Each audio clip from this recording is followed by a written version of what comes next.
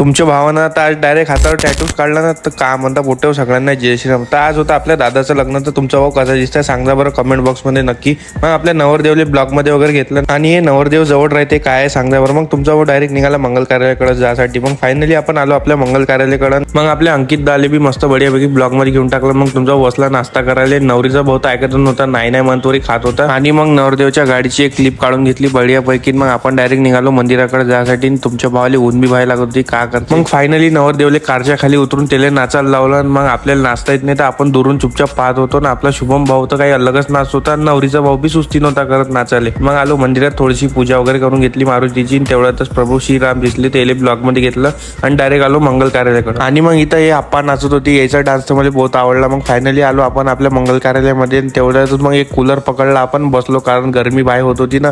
मग नवरदेवले ब्लॉग मध्ये घेऊन टाकलं बढियापैकी. मग आलो आपण डायरेक्ट जेवणाच्या सेक्शन कडे.